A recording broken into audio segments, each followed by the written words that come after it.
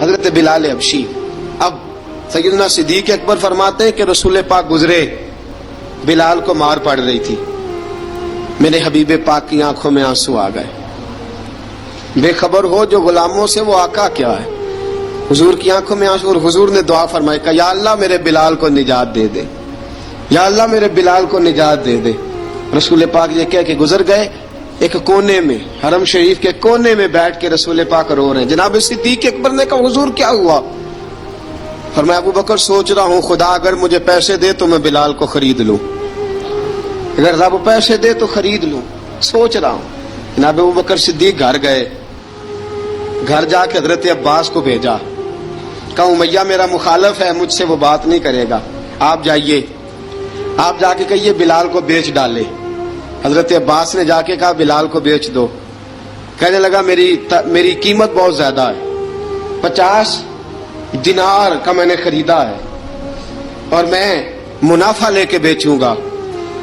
حضرت عباس نے آ کے جناب صدیق اکبر کو بتایا تو ابو بکر صدیق فرمانے لگے چل مجھے ساتھ ہی لے جا، دیکھ لیتے. پہنچے، جب ابو بکر صدیق کو آتے دیکھا نا تو چڑ گیا. کہنے لگا ابو بکر اگر تو بلال کو خریدنا چاہے تو وہ جو تیرے پاس رومی غلام ہے وہ مجھے دینا پڑے گا، 2 لونڈیاں اس کے ساتھ دینی پڑیں گی، اور یہ 50 دینار کا ہے، میں تجھ سے 2000 دینار لوں گا. 50 دینار کا ہے، 2000 دینار لوں گا. حضرت صدیق اکبر رضی اللہ تعالیٰ عنہ نے فرمایا مجھے منظور ہے، مجھے منظور ہے، منظور ہے مجھے. تو ابو بکر صدیق نے وہ تینوں غیر مسلم غلام لیے، 2000 دینار لیے. حضرت عباس نے بھی کلمہ نہیں پڑھا تھا. کہنے لگے ابو بکر تو کامیاب تاجر ہے، کیا کرنے لگے ہو؟ تو حضرت ابو بکر صدیق کہنے لگے آپ نے بھی کلمہ نہیں پڑھا، آپ کو اس سودے کا پتہ نہیں، آپ ابھی اس لذت آشنائی سے واقف نہیں، آپ نے بھی یہ ذائقہ چکھا نہیں، آپ ابھی اس راہ سے گزرے نہیں، آپ کو پتہ نہیں یہ بھی ایک ذائقہ ہے، یہ بھی ایک سودا ہے، یہ بھی ایک لذت ہے، یہ بھی ایک گہرائی ہے، یہ بھی ایک مزہ ہے، اس کا بھی آپ کو علم نہیں، آپ نے کلمہ نہیں نہ پڑھا. محبت کو سمجھنا ہے تو نہ سے خود محبت کر، کنارے سے کبھی اندازہ طوفان نہیں ہوتا. فرمایا ابھی تو راہ گزر میں ہے، کہہ دے مقام سے گزر، ابھی ذرا آگے چلیں گے نا، جب آپ کلمہ پڑھیں گے تو آپ کو پتہ چلے گا. حضرت سیدنا بلال حبشی کو لینے کے لیے صدیق اکبر پہنچے، 2000 دینار، 3 غلام پڑھے لکھے سیانے سمجھدار. جب دیے نا تو امیہ کھل کھلا کے ہنسا. کہنے لگا ابو بکر بڑے گھاٹے کا سودا کیا تو نے، ابو بکر تو نے بڑے گھاٹے کا سودا کیا ہے.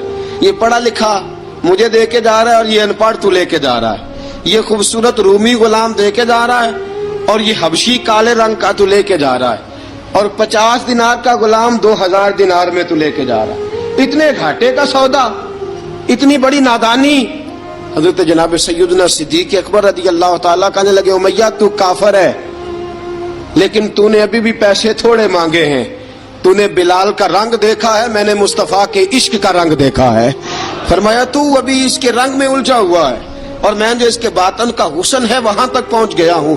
حضرت سیدنا بلال حبشی رضی اللہ تعالیٰ عنہ ساتھ کھڑے. جناب ابو بکر صدیق رضی اللہ تعالیٰ عنہ نے ارشاد فرمایا اگر میں یمن کا حکمران ہوتا، یمن کا بادشاہ ہوتا، اور تو مجھے کہتا کہ بلال میں تب دوں گا جب تو مجھے یمن کی حکمرانی دے گا. فرمایا میں تجھے یمن کی حکمرانی بھی دے دیتا لیکن بلال کو ضرور خرید کے لے جاتا. حضرت بلال حبشی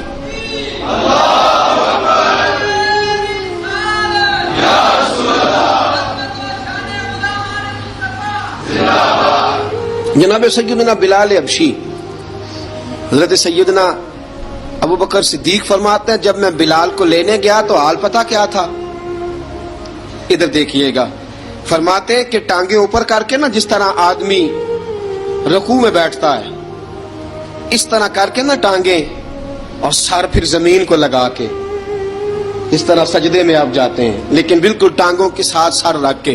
فرماتے ہیں 4 بھاری چکیاں ریت پہ حضرت بلال تھے، ان کے اوپر چکیاں رکھی ہوئی تھی، اور فرماتے ہیں حضرت بلال تھوڑی تھوڑی حرکت کرتے تھے تو وہ چکیاں جسم کے ساتھ لگتی تھی نا، پارٹ ان کے. فرماتے ہیں زخم بن گئے تھے، خون نکلتا تھا. فرماتے ہیں میں نے وہاں سے جا کے حضرت بلال کو نکالا، پیسے دیے، لے کے آیا تو جناب بلال کہنے لگے جلدی جلدی چلو حضور کے پاس. ذرا جلدی جلدی چلو، در مصطفیٰ پہ جلدی کرو.